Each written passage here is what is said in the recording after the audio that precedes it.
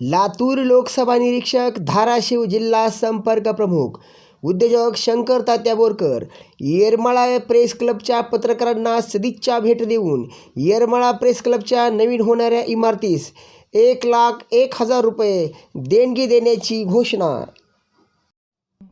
शिवसेना पक्षाचे श्रद्धावान, दयावान, दानशूर धाराशिव जिल्हा संपर्क प्रमुख तसेच लातूर लोकसभा निरीक्षक, उद्योजक शंकर तात्या बोरकर एक दानशूर व्यक्तिमत्व, ज्यांनी येरमाळा येथील आई येडेश्वरीच्या यात्रेमध्ये अखंडपणे दर साल 10 पिण्याच्या पाण्याचे टँकरद्वारे भक्त भाविकांसाठी मोफत पाणी पुरवठा करत असून दर साल पंढरपूर येथील आषाढी वारी वेळेस दरवर्षी पांडुरंगांच्या भक्तास म्हणजेच वारकऱ्यांस लाखोच्या संख्येने चादरीचे वाटप अखंडपणे चालू आहे. असे थोर व्यक्तिमत्व धाराशिव जिल्हा दौऱ्यादरम्यान येरमाळा येथील नवीन प्रेस क्लबची स्थापना झाल्याचे समजताच येरमाळा गावातील पत्रकारांना सदिच्छा भेट देऊन मानाची शाल, श्रीफळ, पुष्पमालाने सर्व प्रेस क्लबच्या पत्रकारांना सन्मानित करून पुढील वाटचालीस शुभेच्छा देऊन मार्गदर्शन केले.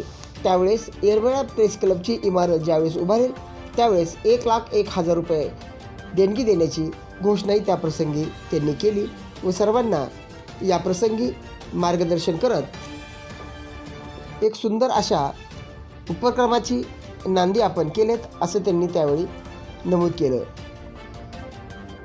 त्या प्रसंगीचे काही क्षणचित्र या ठिकाणी मी लोकसेवा न्यूज चॅनलच्या माध्यमातून आपल्यासमोर ठेवत आहोत. त्या प्रसंगी मार्गदर्शन करतेवेळी तात्या म्हणाले की पत्रकारिता एक देशाचा, एक लोकशाहीचा एक तिसरा आधारस्तंभ आहे.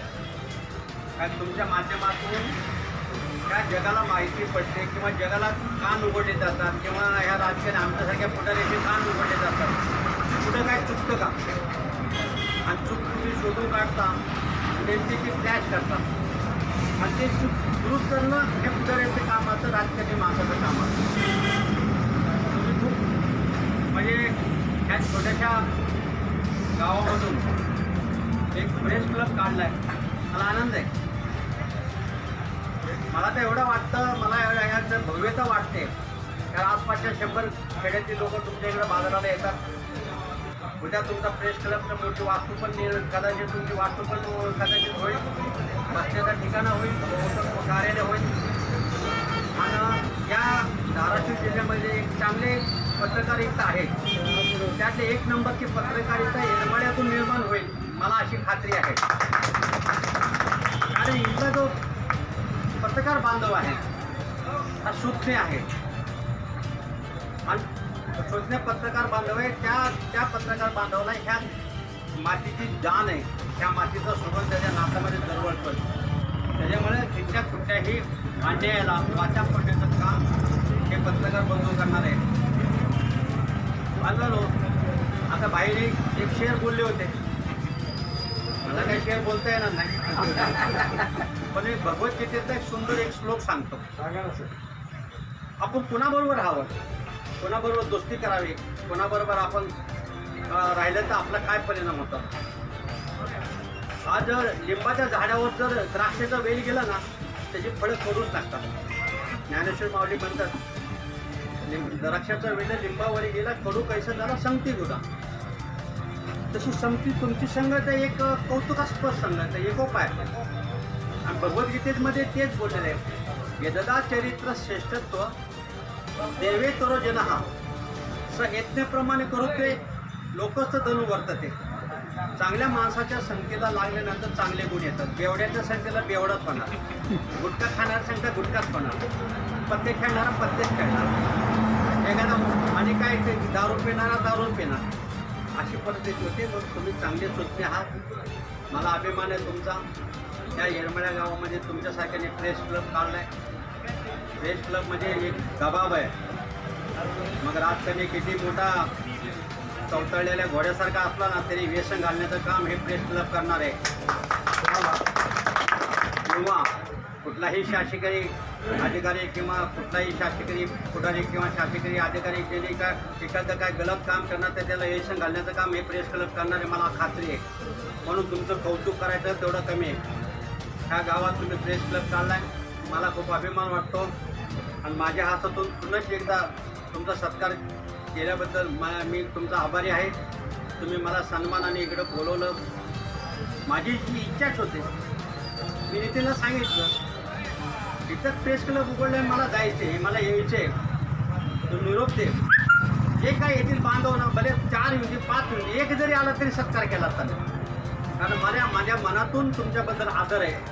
कारण काय इथल्या ज्या भाग आहे हा पंचक्रोशीचा भाग आहे ना, हमेशा दुष्काळाच्या छायेत आहे. ह्याच्याकडे दुर्लक्ष आहे. आज आपली येडायची जत्रा एवढी जबरदस्त होते, लाखो लोक येतात, पण ज्या दृष्टीने आपल्या येरमाळ्याचा आणि येरमाळ्याच्या बाकीच्या किंवा एवढा एक स्टँडचा विकास होऊ शकत नाही. म्हणजे ह्याच्यावर सर्व असे पत्रकारिता तुटून पडणार आहेत.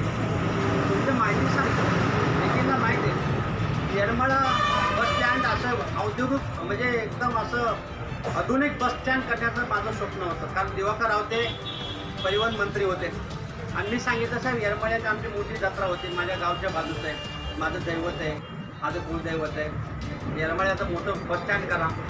त्याने मंजुरी बी दिली. कुठंतरी थोडं पेंट खाल्लं आणि ती हरपडून राहिलं. नाही तर हे 160 कोटीचं बस स्टँड झालं असतं आणि पुन्हा सरकार पडलं गेलं, पुन्हा वातावरण दूषित झालं. असं बांधवलं नाही तर ते बस स्टँड आहे ना आधुनिक बस स्टँड झालं असतं. कमीत कमी 25 गाड्या एका टायमाला उभा राहिल्या असत्या. आधुनिक टॉयलेट बाथरूम झालं असतं. इव्हन आम्ही त्यात अशी योजना करायला सांगितली, रावते साहेबाला मी सांगितलं तिथं जे आपले जे भक्तगण येतील ना त्यांना आंघोळ करायची पण व्यवस्था करायची, 50 लोकांची आंघोळ करायची पण व्यवस्था त्या स्टँडमध्ये करायची. माझा प्लॅन मांडला होता मी, पण त्याला ते काय माझ्या हाताला यश आलं नाही. ठीक आहे, भविष्यात तुमचे आशीर्वाद कदाचित आलं तर ते पण होईल. म्हणून आता हे जे चाललं ना राजकारण, फालतू राजकारण, ते प्रत्येकाच्या नशिबाला नसू नये किंवा गोरगरिबाला जे अन्याय चालू आहे ते येऊ नये. म्हणून तुम्ही जे एक आधारस्तंभ आहात त्यांना, तुम्ही ते निवाडा करू शकता, त्यांना न्याय देऊ शकता. त्याच्यासाठी तुम्ही पत्रकार भाऊ ज्या दिवशी कराल, तुम्ही घोषणा करा त्या दिवशी माझं 1 लाख रुपयाचं तुम्हाला माझं 1,01,000. धन्यवाद. ठीक है, सैर करो, सैर करो तो चमन की करो, इन बाजारों में क्या रखा है. सैर करो तो चमन की करो, इन बाजारों में क्या रखा है. तीर चलाओ तो नजरों से, इन तलवारों में क्या रखा है. दोस्ती बढ़ाना है साध्या से बड़ा हो, इन औरों में क्या रखा है. क्या बात है. Thank you. इस वीडियो को लाइक करें, हमारे चैनल को सब्सक्राइब कर बेल आइकन जरूर प्रेस करें.